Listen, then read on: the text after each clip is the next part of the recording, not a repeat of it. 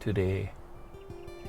We don't have the soul that we had back in the day. I think that's why the whole idea of being closer to nature, and for each person, it's at a different level. Because when you get really closer to nature, it's a no-brainer that you get closer to God. I think we're so overwhelmed by technology. We have to include some natural time, yeah, some nature time, yeah, and some child to adult time. And Hawaii, there's no better place than Hawaii in that sense, where you can incorporate, things that you do at the oceans and things that you do in the mountain in a matter of minutes. All those things are some kind of connection, or some idea of what nature is. When you're out in nature, you have the ability, and the opportunity to engage physically and mentally and spiritually with God on a first-hand basis. And out in nature, whether it be the water, the ocean, the land, the forest, or the sand dune, or the stream, I think that you're so connected to God to begin with, that you just have to develop this natural respect. And that's why I like to take and teach children on a little field trip or adventure, so that they can discover for themselves who they are. I think that's why our Heavenly Father created nature, as the original classroom. When I was involved in the Hawaiian movement, I think that was the middle 70s, I was playing this song, Waikiki, Look What They've Done. And I was like the new kid on the block. And after this performance for this Hawaiian movement event, I met Walter Riddy, the activist. Well, I like to say Hawaiian visionary instead. And he asked me, hey, you ever come to Molokai? I'll take you around, Next week, bought a ticket, landed in Molokai. He picked me up and he introduced me into the very bosom of Molokai. Molokai Nui Ahina. That means the child of Hina too. So, and he did that by taking me into the bush, and we tracked deer. And I remember the first time I heard the deer call. Oh, and he said, there it is, that's what we're looking for. And so that began my whole experience, the Hawaiian experience, the Molokai experience, which led into the camps and the survival handbook. I felt that the knowledge that I needed to, that I had learned growing up in Hawaii and from all my different teachers, was knowledge that we needed to pass down to the next generation. This is the manual. Okay, this is the manual. The manual of the scope of different ideas and the wiring up of my mind, and the way that I see things and the way that I was taught from my elders. The book is a combination and a conglomeration of 50 years of all of this different knowledge and all of these different teachers that have taught me a little bit of this, a little bit of that. And most of the knowledge that I've received is knowledge that is not knowledge that's on the main path, It's off the beaten path. It's less traveled, but well more worth it. Even in throwing net, like in the book, there's so much value in throwing the net. Even if you just read the story, right? Like just in that one story, it's so much information, about how to live your life, correctly. So really, the book is really not a Hawaiian survival book. It's a Hawaiian way of living book. When you come to another island, it's like going to another continent or to another country. You gotta learn how to behave properly. And I think we were taught that by our parents, most of us, to be courteous, to be respectful. to walk with aloha. So like all the fishing skills and all the fishing places that I go here on Molokai, it was always with someone, you know, until that person said, oh, just go. I love to be here. Yeah. And I love the mana and the power and the spirituality of this place. The elements remind me and ground me, yeah? Yeah. Remind me of who's in charge, yeah? And the beauty of nature too. Yeah? I mean, just the wind blowing in your face, just the sound of the water. It's like that vibe is just omnipresent, yeah? And that omnipresent, that's God. You know, that's the Creator expressing Himself in so many ways. Molokai is definitely one of the encyclopedias on my Britannica Encyclopedia shelf. Yeah, it definitely is one of the books. Yeah, for me, Molokai, not just a stepping stone, but definitely one of the rocks in the Brother Noland wall.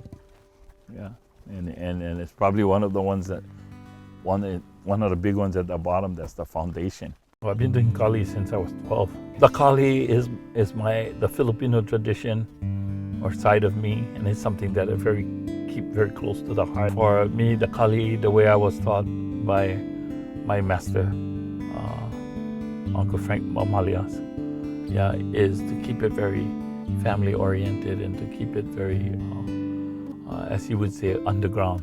And so what the Kali has taught me too, but it is known as a martial arts or a way of defending yourself during the hard times of the Filipino culture. But it's really taught me how to have rhythm and flow. And I remember Manoy Frank sharing with me that you use the Kali as a means and a way to further your music because it's all relative to, like, it's connected by nature. So when I do the Kali and when I teach the Kali, everything is about rhythm and flow, yeah, and smoothness and gracefulness, you know, and they all have to match. That's what music is, you know. Music is different rhythms and patterns and beats and different tempos, and you gotta have syncopation, you gotta have timing, and all those things are incorporated in what I was taught by my teacher, which is called the sayao, yeah, or the dance, the 1,000-year-old dance. If I get into a Kali dance, then I feel very satisfied, yeah, and content with my soul. Yeah, it reminds me of my teachers, and then I have this good feeling. It's very pleasant, besides being physical. And I'm not as physical as I am with the Kali now as I am spiritual, because all of that stuff has matured, and I think that I've come very close in my own path, in my own way of doing the same thing with my music. I can move people, I can stir their emotions and their soul with my music. In the younger years, there's a lot more to say, there's a lot more to repeat. There's a lot more notes, you know, there's a lot more chords, yeah, and the Kali is the same way. The sayao was a lot more intense, you know, so what became 1 through 30 is still 1 and 2, you know, but now 1 and 2 is so polished, yeah, so polished and so seasoned, yeah, that it becomes what felt to be so vast and so much is, again, very, very simple. Yeah, I like to equate it to, like, you know, you can catch fish and you can design all kind Pacific fusion cuisine type of dishes, but the best fish is the one you just caught. If kids or even adults, if they went back to their primal self, what they are, and everyone's different, what they're capable of, what all of our ancestors learned so that they could survive, so that that person could survive today, you know, that would make that person a better person all the way around. It sort of began in the mid-90s, maybe. The mid-1990s, where I wanted to develop develop it more into like a program or a place where kids could go. Because I was already working with Palama Settlement, I was helping kids to survive in an urban environment. So I was always doing those kinds because those kind of primal skills and stuff, because I was always fascinated with that. Yeah. So I was thinking I had already developed a really strong musical curriculum, songwriting, slack key, ukulele, composition for the DOE, for the state, for these different entities. So then it was a natural order again to, oh wow, let's see if I can develop all these skills, all these Hawaiian cultural skills and survival skills that I learned. I want to develop it into a program, and that's what eventually led me to training under the tracking project as well. Because I already was working out some of these ideas with Walter Riddy on Molokai. We brought the kids from Oahu to the kids from Molokai. And then we also included kids from mainland US, native kids, to all come together and be in an environment where they all could learn how to live off the land and the ocean. And so that's when I involved myself in the tracking project with John Stokes, where he's kind of got a global perspective of everything and global training, working with all the other native cultures. So that was very impactful in my training to create what I have today in my, from the survival handbook to the Hawaiian Inside tracking camps. Well, just like tracking, right? Like I was telling you, when I studied with all the great trackers, like when I was working with John Stokes in New Mexico, the way I had to understand what he was trying to show me was I looked at it musically. As we were learning about the tracks that we saw on the ground, and he was teaching it to me, and I was answering him back in the way of my language. And so what I said, oh, okay, so like those 12 tracks that we're looking at, we're trying to understand the story of what happened, what is it, what size it is, all these different things, But I said, so then each of those tracks, and let's go and count 12 of them, are like notes on the great staff, right? Notes. And he said, yeah, that's pretty cool. And I said, okay, so therefore, if I get the 12 notes and I chart it out, right? What the way that creature or that being walked, is his melody. Then that's that song. And inside that song, it's got all the information, or the lyrics is like, oh, okay, he's that size. Oh, he was looking up. Oh, he went that way, So when I teach the kids today, that's what I say. It's like we're looking for the song of this creature. Find 12 tracks. Well, all of the primal skills, already help you to exercise all those perpetual values that we try and teach our kids. They're all in there: perseverance, resilience, patience, calmness, focus, grounding, balance, centering. They're all in those skills. That is the whole reason behind the fire. It really empowers you, Once, like, say for instance, once Jenny discovered fire, it empowered her and started to really, choose with confidence what she wanted to do, If you think for a moment too, like in nature, we have everything we need in nature. Everything was already provided by Keakua, by God. And I think that we kind of lost it along the way, where not everybody remembers what we don't speak to. If we don't speak to things, then we don't understand the thing.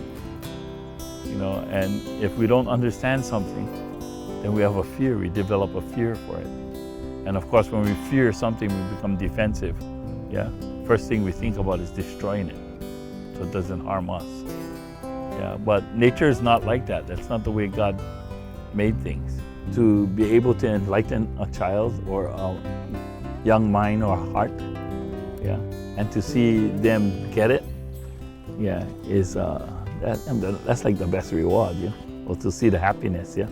Haina mai kapuana ea kahe ono uke moni. Haina means my story is told now. Haina mai kapuana kahe ono